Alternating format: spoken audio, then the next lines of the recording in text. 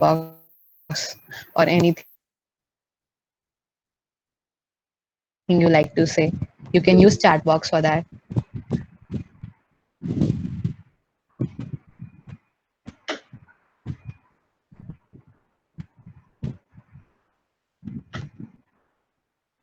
So we will be starting soon. So if your friends are still waiting, like ask everyone to join in so they don't really miss out anything and enjoy the event fully.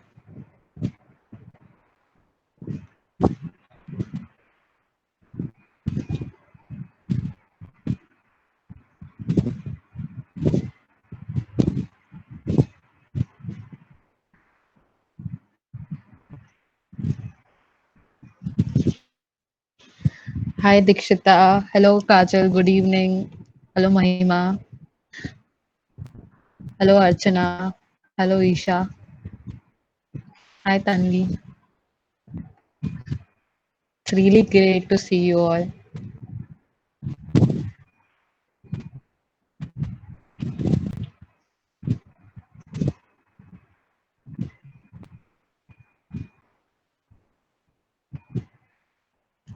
So we will be starting our event. Hello everyone. First of all, thanks for joining for the event.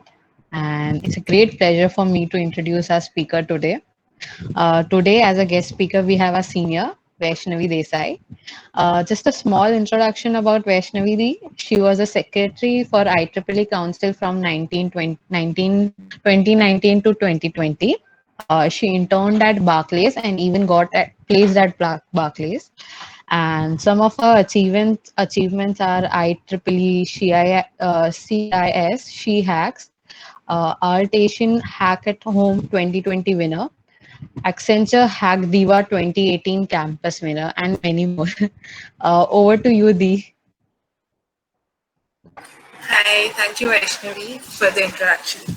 So, hi everyone, it's great to see you all here. Am I audible? Yes, yes. Okay. Hello, it's great to see you all here, and I can see some of you are from the first year, second, and third years as well. So, what we are going to be covering today is data structures and algorithms, which is one of the most important topics in your entire course. Okay. So, are we ready to start, Vaishnavi, or are we waiting for more people? Dee, we can start and people will join in between. Yes, Archana, I'm very excited to impart my knowledge as well to you all. Okay, so I'll be just sharing my screen, and can somebody confirm if they can see my screen? Yes, it's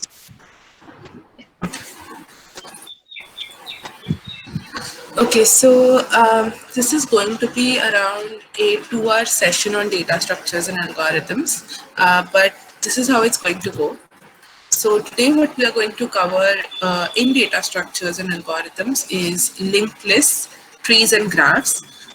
Don't be mistaken, there are a lot of other topics as well, but because we have only about 2 hours, we are going to be covering some of the important topics in data structures and algorithms, which is linked list, trees and graphs. So I'm going to be talking for about 20 minutes on each of these topics, and after each topic you can, like, I'll give you 10 minutes to ask any questions or any sort of doubts that you have.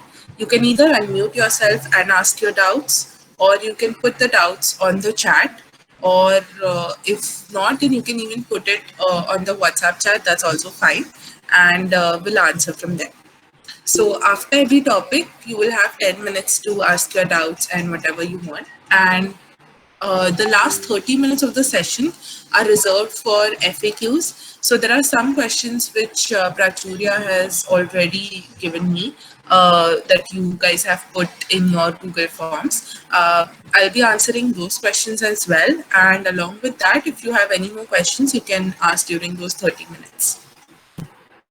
Now, just to give a brief of what this session is meant to do, this session is meant to clear your basics of linked lists, trees, and graphs, and it will give you a brief introduction to these topics. We'll also talk about how they are represented and how they are traversed, which we will get to in a while. You don't have to worry if you don't know about these complex terminologies, and it'll give you an overview and an intuition on these topics. What this session will not delve into is implementation of these topics, like actual coding implementation, the algorithms and the time complexities on the operations of these topics, any sort of problems or problem solving on this topic, or any advanced theories that are based on these topics. So I would really like to clear that each of these topics are very important, and if you have to study about it, it'll take more than an hour to even cover a subtopic of those topics. So what I would encourage you to do is whatever you take away from this session, you go and research about it on your own. Anyways, you will have these subjects in your course as well, but that is not enough. You will have to practice problems, etc. Or if you want further sessions, you can just ask the code chef people, and I think they can arrange it for you. But as for now, we are just going to talk about the basics of these topics. Again, if you have any doubts or any questions, you can ask then and there. That would not be a problem. Okay. Vaishnavi, I'll be starting with the content. So, what are the Surely. importance of data structures, right? Why are we the very first thing that you need to ask before you go to learn anything is why are you learning it, right? बचपन से when you've been learning maths and science, geography and history, I'm pretty sure we all have been doing it for marks, right? But at this point, we are in that stage of the life where marks don't matter as much as your knowledge does. And it's very true. Like when you step out in the real world, in the industry for your job, or any sort of events in the real world, your marks are not going to matter as much as your knowledge. So anything that you learn, you must first ask yourself why you're learning it and what is the importance of that topic. So why are we learning data structures, or why do we learn data structures in general? Okay, I'll just give you a very simple example of data structures or where you would use it in real life.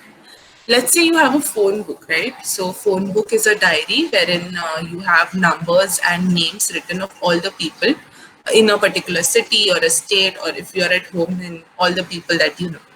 Now let's say you want to call up a person named Jill, okay? So you start searching from A, then you go to B, C, D till you reach J, right? So if you give a child to search the name Jill, like a 3 or a 4 year child, the child will start from page one and will go through each and every name till they don't find the name Jill. But you know that those are arranged alphabetically. So you start with A, then you turn pages and you see what is the letter. If it is C, you know J is still ahead. Then you turn some more pages and see what is the letter. If it is K, then you know that okay, J piche gaya. Then you flip back till you reach J. Now after you reach J, you search for JI. Then you search for JILL. That is how you reach Jill, right? So this is a real life implementation of one of the algorithms of data structures, and it's an example of optimally solving any sort of problem that you have in real life. So what might take a child, let's say half an hour to search a name, you can do it within 5 minutes. And that is why understanding these data structures and algorithms is very important, because you will be able to solve real life problems optimally. So also along with that, practically speaking, in interviews, data structures and algorithms do matter, and they are one of the basic questions that are asked by the interviewers, right? So questions will include, questions about linked list, trees, graph, stack, queues, some sort of searching algorithms, sorting algorithms. These are more topics in data structures. So all of these topics, they are asked in your interviews. Also, when you are solving problems like coding problems, these data structures are implemented in those problems. And that is why we'll be looking at some of these data structures today. Okay, so I am going to be starting from the very basics because some of you all might not have even been introduced to, what is a linked list or what is a tree or what is a graph, right? So let's start. So I believe that before we learn any topic or when we are learning any topic, it is very important to know a real life or a real world example of that topic to understand the topic a little better, right? So let's sort of look at it in a story sort of way, right? So let's say we have a errand boy, okay, you can name him anything, and he looks after three families, right? Whenever they go on a vacation, he sort of looks after those three families. The problem with this errand boy is that his memory is very weak, and that's why he can understand only one instruction at one time. So let's say if one family tells them, let's say he has to bring food to the room numbers of each family. So he cannot remember all the room numbers. So what the families generally do is they stay in sequential room numbers so that he does not have to remember all the room numbers. So he can go in room number one. He knows that the next family will be just in the next room or in the room beside that room. So after he delivers the food to room number one, he delivers it to room number two. And after room number two, he delivers it to room number three. So because they are staying in the next rooms itself or they are staying sequentially, he does not have to do a lot of work and he can just go from one room to another room. Now, one day, a problem arises wherein there are no three consecutive rooms in the hotel. So the family has to stay in different rooms which are not sequential.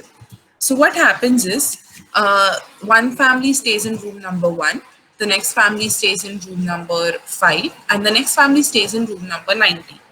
In such a case, the errand boy is unable to remember the room numbers. So the families come up with a plan. They say that all you have to do is remember room number one. When you go to the room number one, the particular family in room number one will tell you where the next family is staying. So he goes to room number one and they tell him, okay, now you go to room number five. So he can forget about room number one and he proceeds to go to room number five. Now, in room number five, the family in room number five will tell him where the next family is. So, the family in room number five tells him that the next room that you have to go to is room number 90. So, he forgets that he's in room number five and just remembers the number 90 and he goes to room number 90. In such a way, he serves all the three families. So, even though they are not sequentially staying together, he still is able to go to all the three rooms. Now, this is a little bit of intuition of what a linked list is. Can any one of you just tell me, or if you have any sort of example in my mind where you have seen such a situation where you go to a particular place and you get a hint for the next place? You can unmute and speak, or you can either put it on the chat as well. Do you know any such example?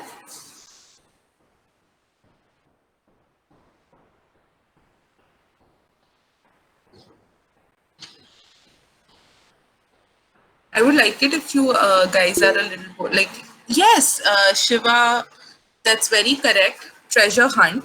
So I'm pretty sure a lot of you have played treasure hunt, right? And I'm pretty sure you have been doing it ever since you were kids. That's a very good answer, Shiva. So what happens in treasure hunt? You are given the hint to the first place. You go to the first place, you get the hint to the second place. Then you go to the second place, you get the hint to the third place, and so on. So you don't know where the third or the fourth location is when you start. But you get to know after you traverse through each location, you get to know the next location, and so on. This is an exact replica of what a linked list does, right? So anytime you want to think about a linked list, just think about a treasure hunt and you will instantly know what a linked list is. This is how I remember my linked list. So let's see a little bit of the technical aspect of the linked list. So you know, right, your computers or your laptops, they have memory, right? This is not an exact representation of a memory. You will have some complex hexadecimal numbers here. But to make things simpler, we have a memory pool here from memory locations from 1 to 28, let's say, okay? Now you want to store things in the memory. Let's say you want to store, hey, how are you doing today? So sorry. So each word goes in one memory location. For example, this is not how it happens in the real when you really code, but this is just to give you an intuition. So let's say you want to store, hey, how are you doing today in this memory pool. So you start with memory location, let's say 2, and you call it A. Okay. You store hey there. Then you go to 3, say how, 4 for you. Um, sorry, hey, how, R, 4 for R, 5 for you, and 6 for doing. Now, when you go to the 7th location to write today, you see that the 7th location is already filled. And so are the other locations marked with red here. Now, where are you planning to store this, hey, how are you doing today, or string of 7 words in this particular memory pool? Because as you can see, there is no free space available for 7 words, right, in this memory pool. So the problem that has occurred here is commonly known as memory fragmentation. That is, the memory is fragmented or being divided into pieces, and we are not being able to fully optimize the memory spaces. So even though you have 7 separate locations available, you're not able to use them. You could have used, location from 2 to 6, and then you could have picked one from 8 or 9 or 11, 12, 13. It's not that you cannot store 7 things there, but you cannot store 7 continuous things there. So when you make an array, that is the problem that arises. Arrays generally store information in contiguous orders or sequential orders, or one after the other. But when you go to store, hey, how are you doing today, in continuous orders, you don't have enough memory locations available. So what is the solution? What do? This is what you do. What I've done is, I have the same memory pool, but I'm going to divide it into groups of 2, and I'm going to make 7 such groups. I start from group number 2 and I store hello there. In the next group, in the next memory location, that is 3, I'll store the memory address of my next node. So when I say node, I mean the data and the memory location together. So 2 and 3 together make a node, 5 and 6 together make a node, 8 and 9 together make a node, 11 and 12 together make a node, and so on. So in the first, or in the left memory location, I'm going to be storing my data. And in the right memory location, I'm going to be storing an address which points to my next node. So in 2, I'll be storing hello. Then 3 will point to 5. Then I can go to 5. 5, I'll be storing how. Then 6 will point to 8. I'll go to 8. 8, I'll be storing R. And 9 will point to 11, and so on. So how will I traverse this? I'll start from 2, hello. I'll look at the next memory location, which contains 5. I go to 5, there is how. Then I'll go to 8, there is R. Then I'll go to 11, which is you. Then I'll go to 15, which is doing. Then I'll go to 19, which is today, and 25, which is a question mark. So it's really like playing treasure hunt, but internally in your memory locations, right? Linked list is just like that. So what happens here is, the same memory is being used optimally, and you can use a lot of memory locations that were previously free but could not be used, and currently you are able to use them. So that is an advantage of a linked list, is that you can optimally use your memory. Okay, we'll be just coming to the advantages and disadvantages. So what exactly is a linked list? A linked list is a linear data structure, right? So as you can see, it's linear. It is in one direction. It's like a line. It's linear. Elements are not stored in contiguous locations, contiguous or sequential locations. In arrays, elements are stored in contiguous locations, whereas in linked list, elements are not stored in contiguous locations. And elements are linked to each other using pointers. Now, pointers are generally a fancy terminology which a lot of engineering students are scared of. But I'll just tell you what is a pointer in here. A pointer is anything that points, right? So here, hello does not point to anything, but 5 points to the next node. So here, the memory location 3 is a pointer. Why? Because it is pointing to a next node. Similarly, memory location 6, 9, 12, 16, 20, and 26 are pointers because they are pointing to somewhere. So those are nothing but pointers, and that's why elements are linked to each other using pointers. Now, what are the components of a linked list? A linked list contains nodes, right? So as I previously said, those are known as nodes, and each node contains a data and a next pointer. So coming back to our example, 2 and 3 together form a node where 2 is the data and 3 is the next pointer. We don't call it just a pointer, we call it a next pointer. Again, 5 and 6 are a node, together form a node where 5 has data and 6 has the next pointer, right? So that is what a linked list consists of. All of them are basically nodes. Linked list only consists of nodes, each of which will consist of a data node, data and a next pointer. Now, how are linked lists represented? While representation, as you can see this image, we have a data and we have a next pointer which will point to the next node. Generally, there is one particular pointer which points to the first node, and that pointer is known as head. So head is nothing but a pointer which will point to the first node of the linked list, and the next pointer of the first node will point to the next node of the linked list. The next pointer of the second node will point to the third node of the linked list, and so on. At the end of the linked list, the next pointer will point to null. Null is nothing but it's just a value which is it's no value, it's null.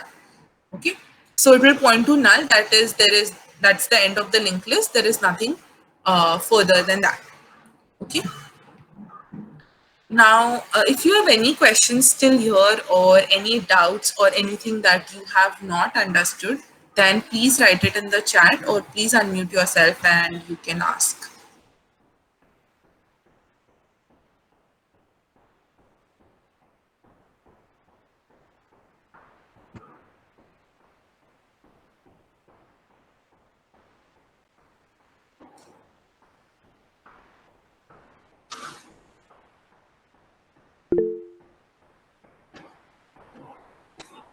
Okay, if not, then I'll just continue.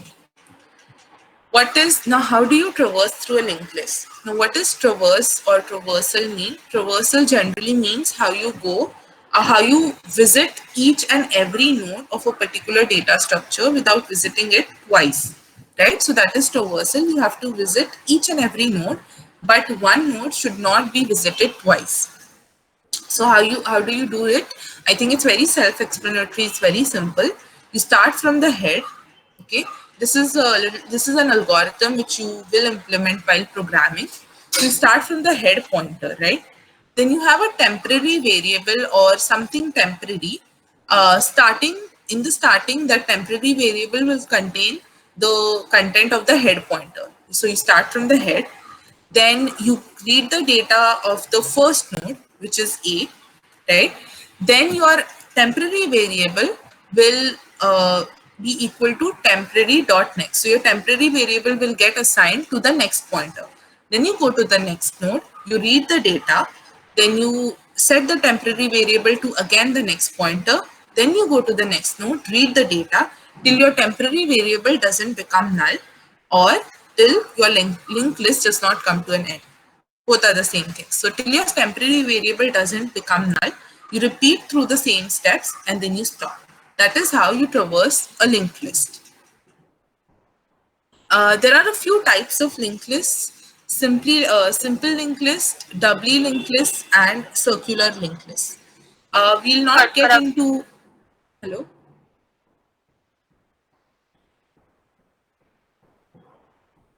If you have any doubts, then you can just put it on the chat or put it on the Meet chat, or you can even unmute yourselves and ask.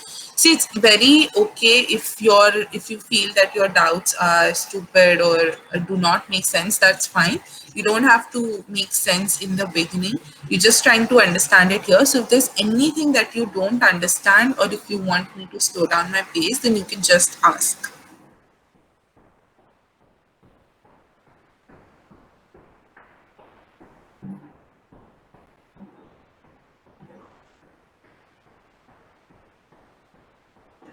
Okay. A simple linked list is the one that we just saw now, which has a head pointer and n nodes, and the last node will point to none. A doubly linked list is a little, well, it's doubly sided. So what happens in the simple linked list is you start from the head and you traverse till the end, right?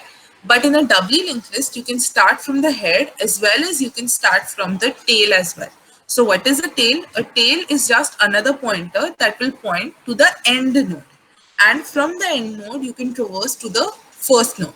So doubly linked list is doubly sided, wherein you can traverse from both the directions. In such a linked list, a node will contain data and two pointers, one which will point to the next node and one which will point to the previous node. So while traversing from the end, you will traverse through the previous pointers, and while traversing from the head, you will traverse through the next pointers. That is what a doubly linked list is. A circular linked list is nothing but when the end node is connected to your first node. So it forms a circle, right? That is nothing but a circular linked list.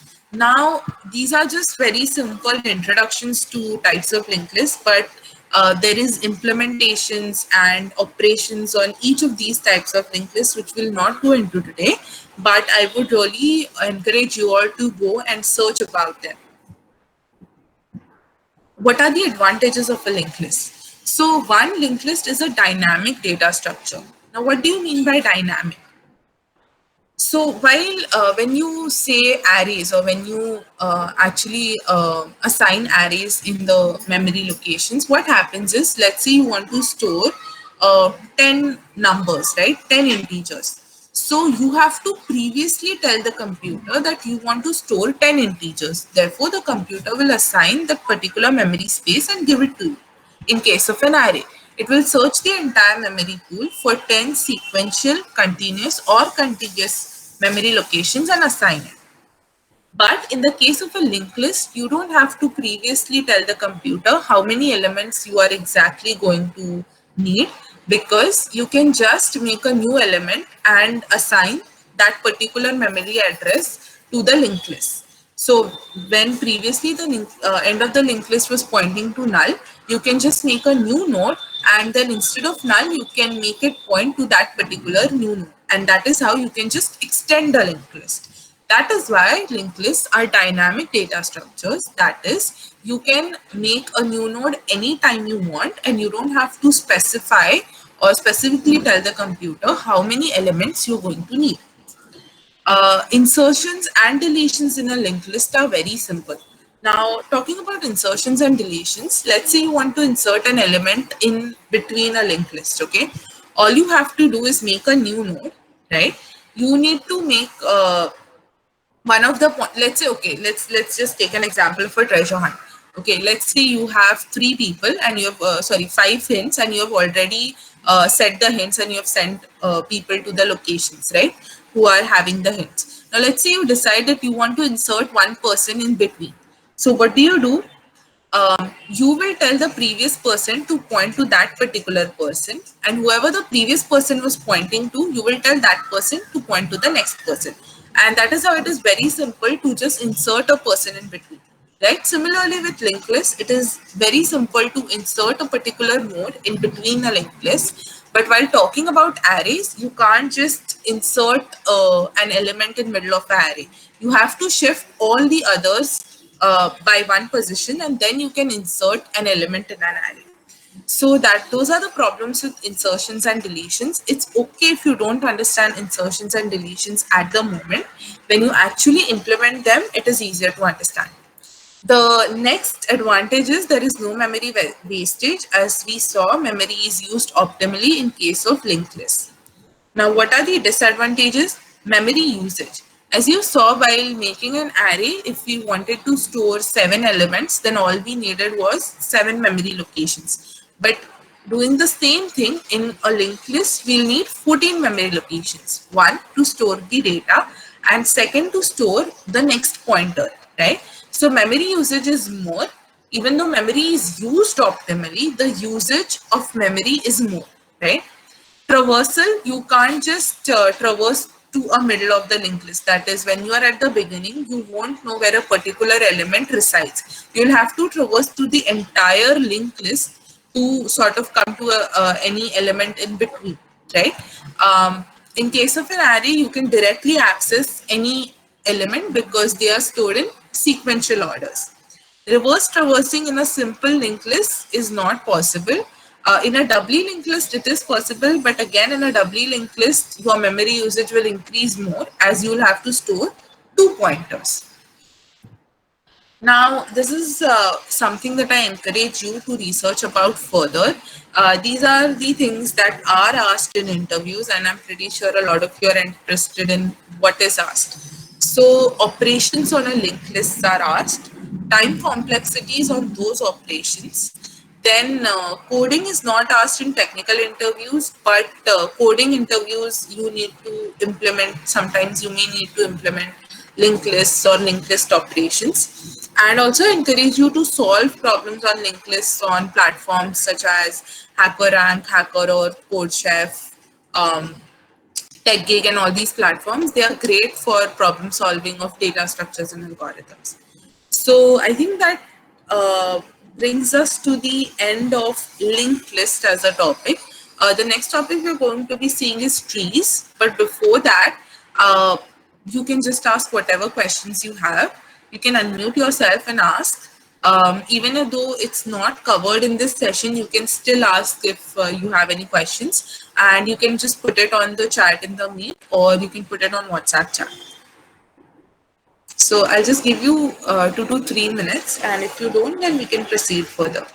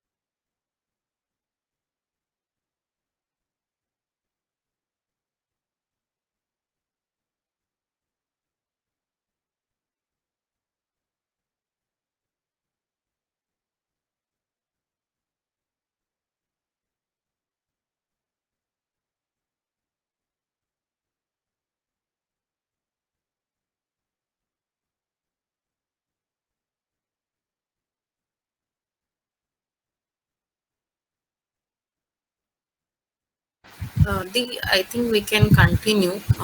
For now, at least, no one has any questions. All right.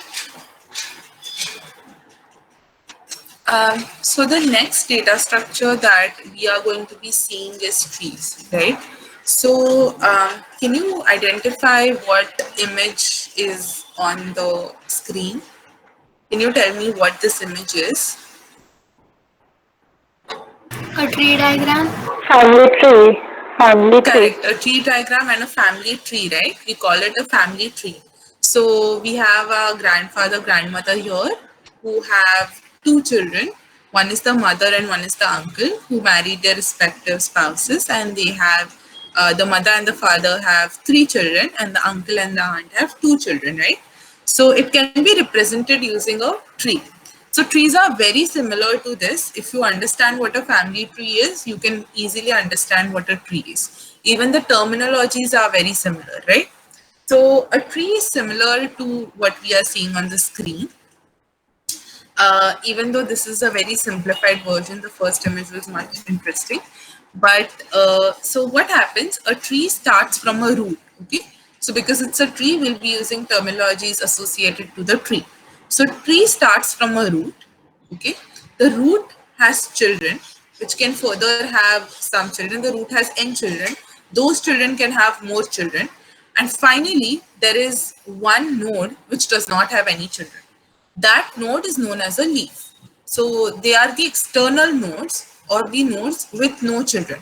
So they are known as leaves, and the starting root, the starting node, the node which has no parent is known as a root, and the node which has no children are known as leaves. So we can have 1, 2, or more leaves, but we cannot have more than one root. a tree has one root and only one root, right? Now, so what are the components of a tree? A tree is consisted, so what each node has a data variable, right? So where you can store the data.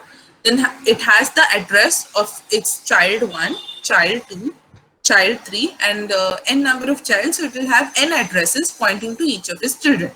Now each children are nodes, and same thing is repeated. So again, each child is a node, and that that particular child will have a data variable and pointers to its children. Now this can get a little complicated, but thankfully for us, we don't really have to delve into trees, but we'll be delving into something simpler, which are binary trees. Binary trees are trees as well, but with the restriction that their elements have at most 2 children. So a tree where each node has at most 2 children.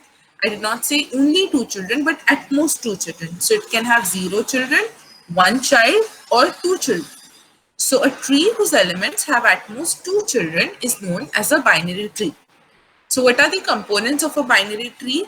In binary tree, each node consists of a data variable which can store data, and it has 2 pointers pointing to each of its 2 children.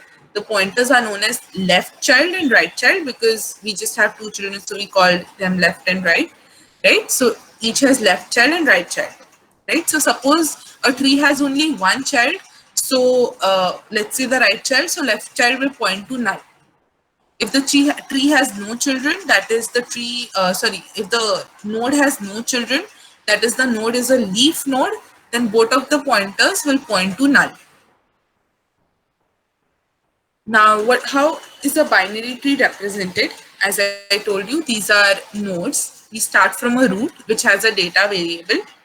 Its right child is null, that is, it does not have any right children. Its left child is pointing to B, which is another node. So B is its left child. Now B has 2 children, C and D. So each of its pointers will point to C and D. C has no right child, but C does have a left child, which is G. G has 2 children, which is K and H, both of whose child pointers are null. So those are the leaf nodes. B has a left child D, who has a right child E and has no left child. So the left pointer is null. E has 2 children, I and F. F is a leaf node as both of his child pointers are pointing to null. The I node, it has no left children, but it has a right child, which is J, which is again a leaf pointer because both of its child pointers are pointing to null. So that is how, in general, a binary tree is represented. Now we'll be taking a look at types of binary trees. So here are some types of binary trees. We have a full binary tree, a complete binary tree, a perfect binary tree, a balanced binary tree, and a degenerate binary tree. You do not have to remember all of them. Complete and full are important ones. Perfect is very easy to remember, and balanced and degenerate are not generally asked unless and until you are delving into advanced topic of trees. So what is a full binary tree, right? A full binary tree will either have 2 children or no children. So each node will have either 2 children or no children at all. Any such tree is known as a full binary tree. That is, you will not find a single node with just 1 child. A complete binary tree is a tree where all of its leaves are on the same level, and so basically complete binary tree is a tree where all of the leaves will be on the same level, and most of the leaves will be to the left side. That is, if anything is incomplete, then the right child will not be complete, but all the left children will be complete. You don't have to really understand this in depth because these are not generally used in a lot of places, but they'll be asked in your examinations. So that is why I'm just going through them. What is a perfect binary tree? A perfect binary tree is a tree where every node has 2 children and strictly 2 children. So every node will be having 2 children and the tree will be complete. A balanced binary tree is a tree where both of its children, that is the left and the right child, are balanced with a difference of, let's say, one level. So only one level is allowed, as you can see in the image, the fourth image. The left and the right child have only difference of one level. That is, they are just, the left child has one more level than the right child. So in a balanced binary tree with a difference of one level allowed, both of the children need to be balanced. And in a degenerate binary tree, every node has just one child. So this is similar to a linked list wherein you will have a data node. The left or the right child will be null, and every node will have just one child. So it will work similar to a linked list. So these are the types of binary trees. Now we'll take a look at traversals. So before going into traversals, do you have any doubts still here? Do you have any doubts understanding what is a binary tree? Because traversals need you to have a good basic understanding of what a binary tree is. So do you have any doubts in binary trees, the representations or anything like that? So you can put your doubts on chat, or you can unmute yourselves and ask.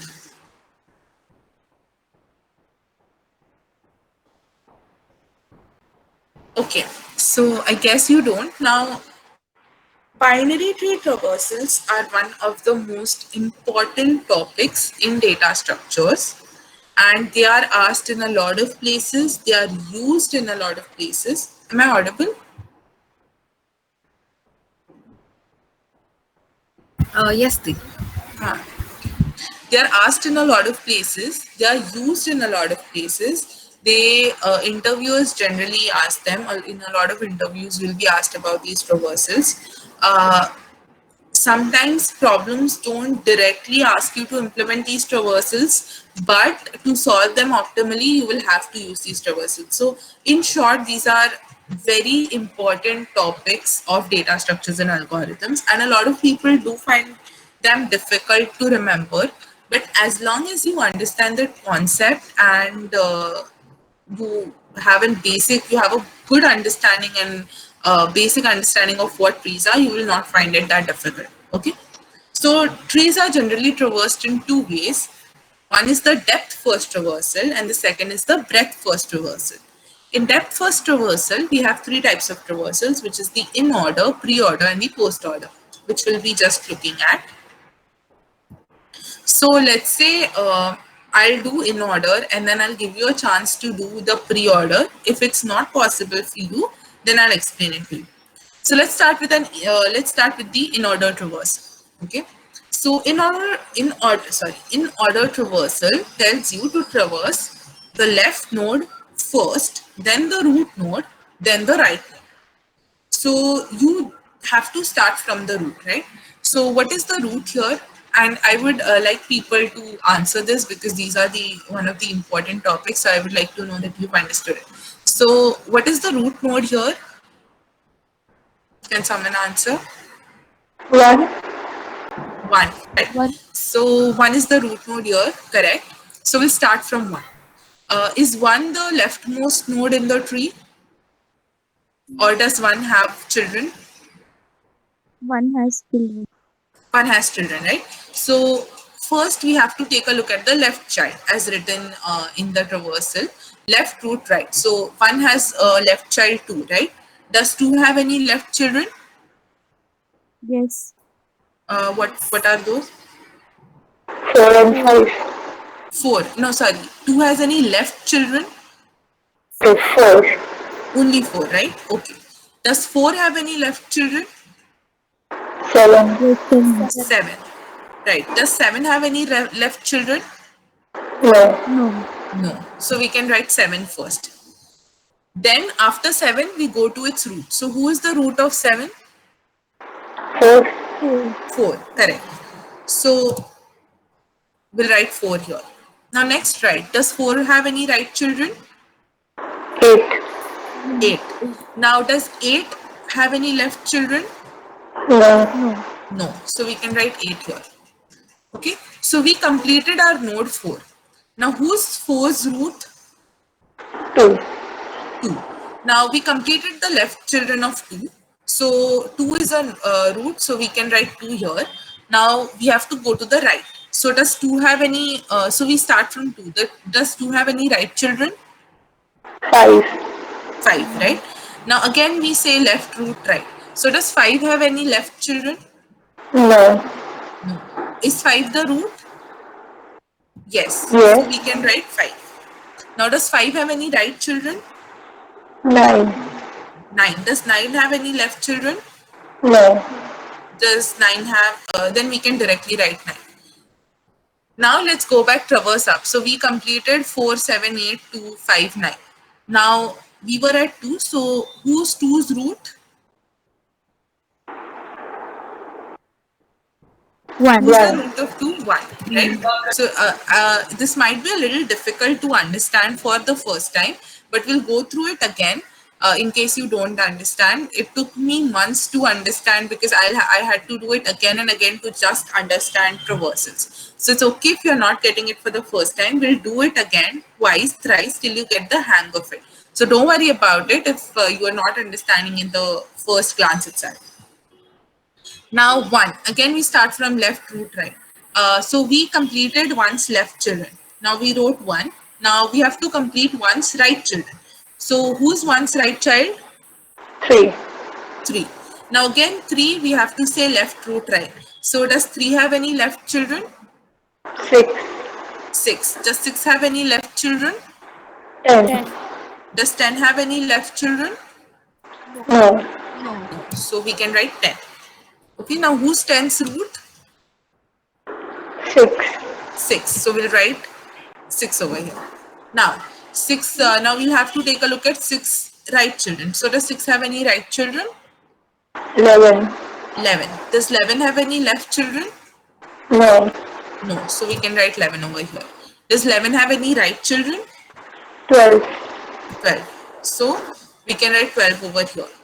Right. So I think our traversal is complete. Did we miss anything? Okay. I think we missed 1. Right. So we completed 6, right? Now who's 6 root?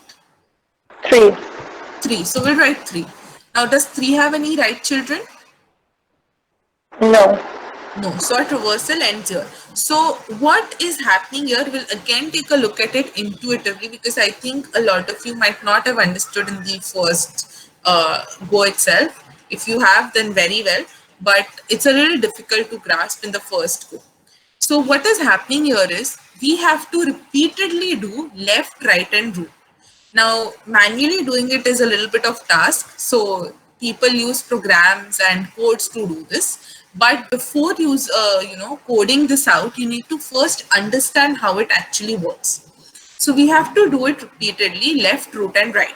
So we start from 1 and we keep searching to its left till we don't have any child left. So we complete the leaves first and then we travel upwards. So when we start from the root, we go to its left child because as it said, left should be the first.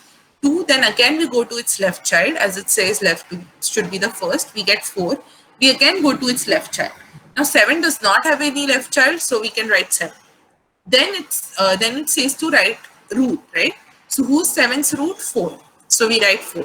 Then it asks us to write about the right child. So who is 4's right child? 8. Now 8 is again a node and we need to repeat the process of left, root, right. But because it does not have any left child, 8 is the root, so we write root. And again, it does not have any right child, so we can move on.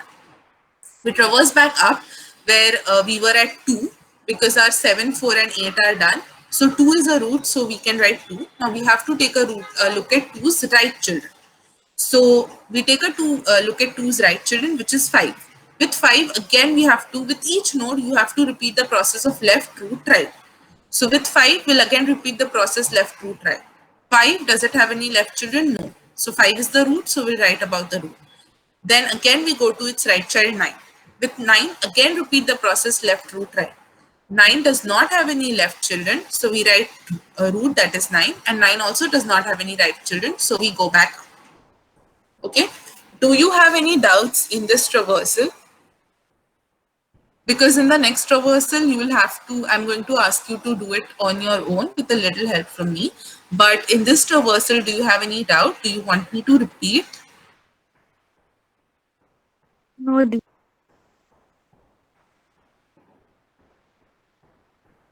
If anybody has any doubts, anyone, then you can ask. If not, then I can go to the next traversal, and this is the one that you will have to do on your own. Okay. So the next traversal is known as a pre-orders traversal, right? So how do you remember these orders? Root, right, left, root, right, etc. So in order, it goes sequentially: left, then root, then right. In pre-order, your root is shifted to the left. Why? Because it's pre. So root is before left and right. So that's why it's pre-order. Whereas in post-order, the root is shifted to the end. Why? Because it is post your left and right. So that is how I remember. In pre-order, it is root, left, right. That is, root is shifted to the beginning, or pre, or before left and right. So you can see the sequence root, left, right, right? So can somebody tell me what is the root here?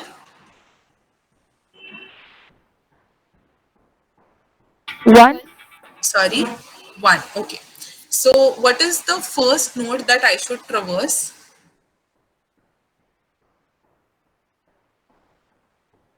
four, First node that I should traverse. So as I said, with each node, continue the, repeat the process root, left, right. So you start from 1. So with 1, you say root, left, right. So whose 1 is 1 a root? yes, yes, So we can write 1, right? Because you have to first write the root.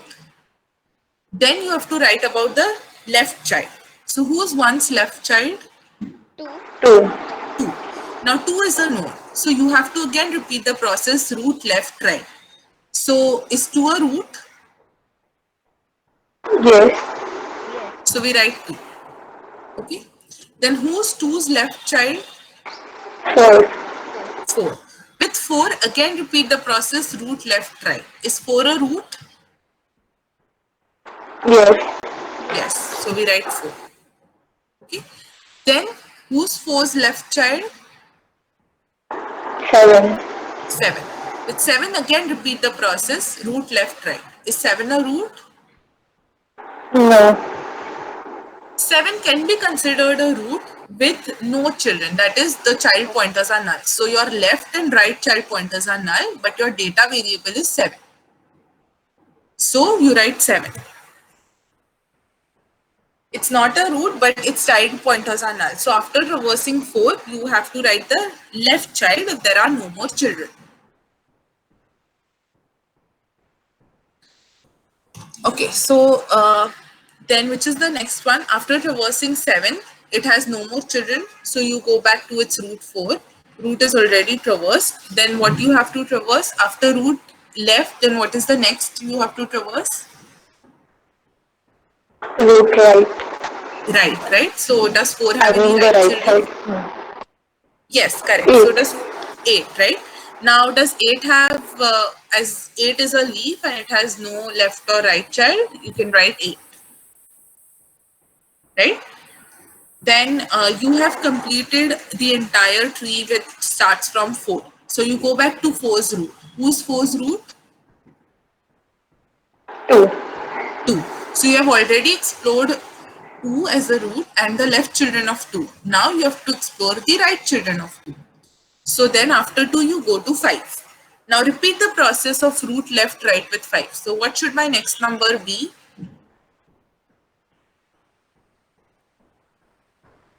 5, 5, 5. Correct. Why? Because 5 is a root. Then what should my next number be? 9, 9, 9. Why? Because 5 does not have any left children. So we'll go to its right child. 9. What should my next number be? 6, 6. Why 6? 3, Okay, 3 or 6? 3, 3, Sorry? 3, 3. Okay. So let's look at it. We have already discovered all the left children of 1. Now we have to discover the right children of 1. So we first go to 3. Is 3 a root? Yes. Yes. So we'll write 3 first. So 3 is correct. After 3, 6. 6. Okay. After 6, 10. okay. After 10, 11. okay. And after 12. 11, 12. okay. That is very correct. Good job. So this is the pre-order traversal of this particular tree. Now next we'll be taking a look at the post-order traversal. Before that, does anybody have any doubts in the pre-order traversal?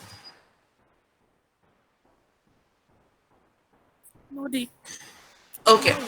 Now, in the post-order traversal, I'm not going to ask you to tell me the numbers, but instead you have a tree in front of the screen.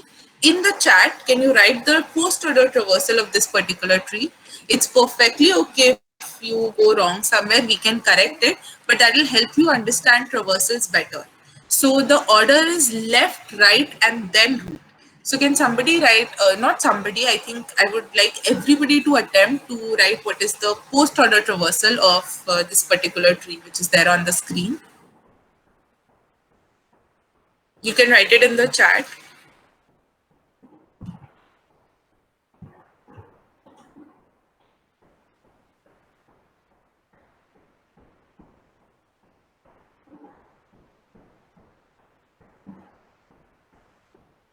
We'll give it 2 to 3 minutes.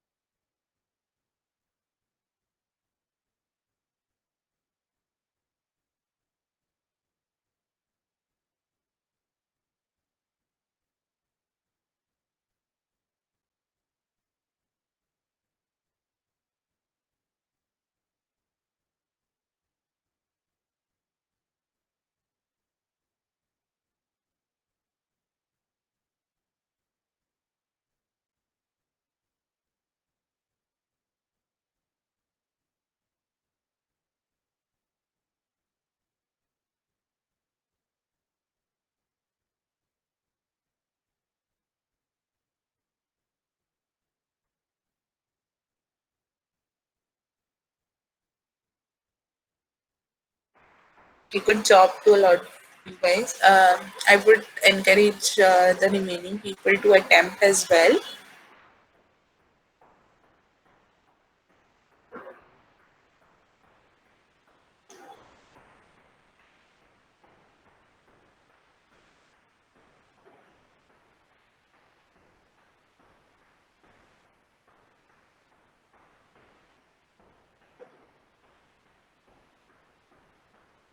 Or okay, if some of you are having a hard time with it, so then we'll just go through it. And those of you who have attempted can recheck with the solution. So left, right, root. I think the first part is most of you have gotten correct. So we start with 7 because we have to first traverse to the left child. So we start from 1. Does 1 have a left child? Yes. 2, does 2 have a left child? Yes. Does 4 have a left child? Yes. 7, does 7 have a left child? No. So 7 is a leaf node. We go to 7. Whose 7's root? 4. But we can't write the root node. We have to first explore its right children. So does 4 have a right child? Yes, 8. Now with 8, we have to repeat the process left, right, root. But since 8 is a leaf node, we can write 8. The next, we can write root. So we have already explored both the children of the root. So we can write 4. Now, who's the root of 4? 2. Does 2 have any right children? Yes. 5. Does 5 have any left children? No. Does 5 have any right children? Yes. 9. 9 is a leaf node, so we can write 9 because we are first going to explore the left and right children. Then we can write the root, which is 5. After 5, we have already explored the left children of 2 and the right children of 2, so we can write about the root, which is 2. Then who's the root of 2? 1. But 1, we have already explored the left children. Now we have to explore 1's right children. So I think somebody had written 1 in between. So 1 will not write over here. Why? Because first we have to explore the left and right children, and only after that can we write about the root. So we'll first explore the right children of 1. So who does 1 have a right child? Yes, 3. Does 3 have a left child? Because we'll go left, right, root. Yes, 6. Does 6 have a left child? Yes, 10. 10 is a leaf node, so we can write 10. Then who's 10's root? 6. Now does 6 have a right child? Yes, 11. Does 11 have again a left child? No. Does 11 have a right child? Yes, 12. As we have already explored the left and right children of 11, we can write 11. Then we have already explored the left and right children of 6 as well, and we can write 6. And we have already explored, so we have explored the left children of 6. Now we'll explore, of 3, sorry. Now we'll explore the right children of 3. Does 3 have a right child? No. So we can write root. And now finally, after having explored the left and right children of 1, we can finally write 1. So 7, 8, 4, 9, 5, 2, 10, 12, 11, 6, 3, 1. To whoever got this right, good job guys. You did a great job understanding this. And if you're especially from the first year, then very good. This will stay with you through all the 3 years because these traversals are very important and I can't stress on their importance. So to whoever who did not get this right, that's okay. I think just with a little bit more of understanding, you'll be easily able to get it right. So has everybody understood these 3 traversals? Does anybody have a doubt in these 3 traversals? If anybody has a doubt, put it on chat. You can ask why this node first, why that node first, and I'll explain it again. So if you guys have a doubt, then clear it out here and now. If not, then we can go ahead. Okay. So I suggest you try these 3 traversals with different types of binary trees. You don't need to understand the coding part or the technology part. You can just, just take different trees and make different trees on your own and try traversals on these different trees. Because once you know how to do this, the actual implementations on where you have to use it, at that time it will become very, easy for you because you already know how to do these traversals. Now we'll look at something known as breadth first traversal. So what was happening in depth first is that we were first going like deep into each root and searching for its left, right, or root children, right? So when we start from 1, we were going to 2, then 4, then 7. So we were going first digging deep and then coming back up. Wherein in breadth first, we will first traverse through the entire breadth of the tree. So depth can be considered vertical. If depth can be considered vertical, then breadth can be considered horizontal. So breadth first is first traversing the breadth of the tree or the level of a tree and then going to the next level. This is pretty simple. Breadth first traversal is traversed like 1, then its next level. So who are on its next level? 2 and 3. Then who are on the next level? 4, 5 and 6. Then at its next level, we have 7, 8, 9, 10 and 11. And then finally on the last level, we have 12. So that is how you traverse breadth first in a tree. So breadth first traversal of a tree is pretty easy. And if you have any doubts in this as well, then you can ask. But I don't think people will have doubts in this. Okay, so this is the breadth first traversal of a tree. Now, coming to topic trees, what do you need to study further? You need to study operations on a binary tree. Then the different binary trees that are there. So we have binary search trees, we have B trees, B plus trees, red black trees, AVL trees. Okay, these are the different trees, binary trees. Time complexities of the operations on a binary tree, implementation of a binary tree, as well as problems on binary trees. So these are something that you need to study. And once you get a hang of what a binary tree is, these things become pretty simple. Now, to check if you've really understood or not, I would like some of you to give me real life examples on where you have seen trees or use of trees in real life.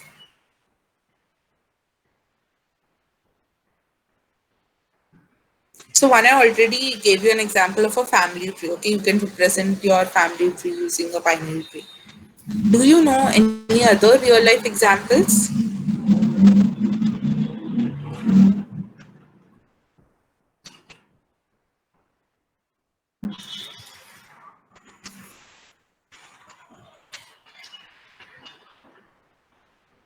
You can search it on the net and you can then answer. That's fine. Not a properly binary trees, but for trees we can say that in Instagram when we see that the mutuals, I think that That works on the. is a very good thought process, which will bring us to our next topic, which is graphs. Yes, they are not exactly binary trees; they are more than binary trees. But we'll come to that. Do you have any example of something like binary trees which has just one root, maybe?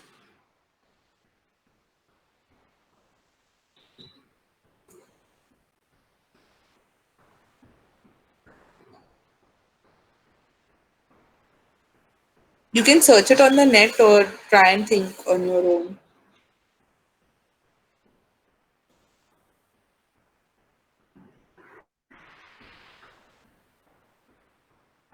Okay, I'll give you an example.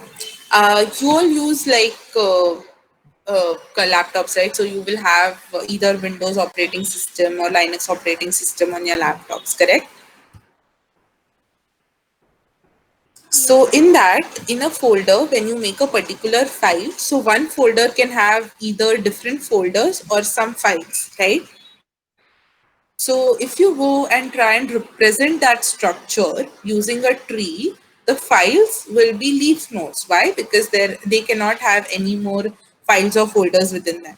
But a folder will be a root node or a parent node. Why? Because it can further contain some more file nodes or some more files or more folders as well. So can you represent that using a tree? Yes. Yes, please.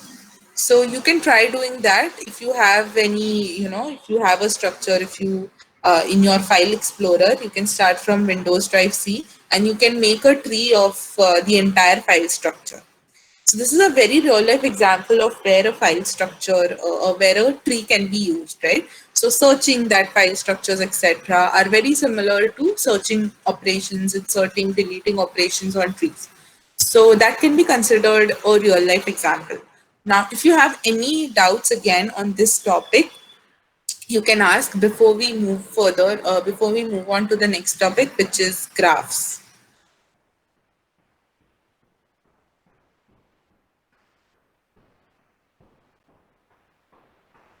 You can put it on the chat or you can unmute yourself and ask.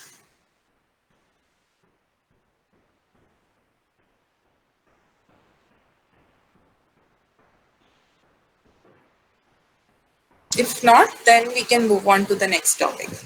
So the next topic we are going to be taking a look at is graphs. So I think one of you gave an example of Instagram and mutuals, right?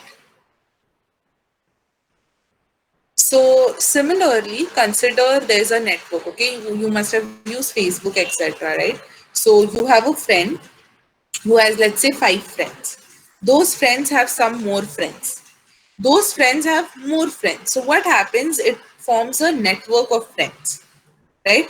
Even talking about mutuals, you can have like 3 mutuals with somebody else. They might have some more mutuals with some other friend of theirs.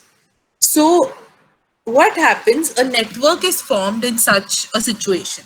Now, these networks can be represented by something known as graphs. Representation of a graph. So, the first image that you see is a very simple graph. You have 5 nodes from 0 to 4. So, you have 0, 1, 2, 3, and 4. 0 is connected to 1 and 4. 1 is connected to 4, 2, and 3. 4 is connected to 1 and 3. 3 is connected to 4, 2, and 1. And 2 is connected to 1 and 3. So in a graph, a node can be connected to any number of nodes. So there is no restriction. A node can be connected to any number of nodes. And how is a graph represented? So there are 2 ways of representing a graph.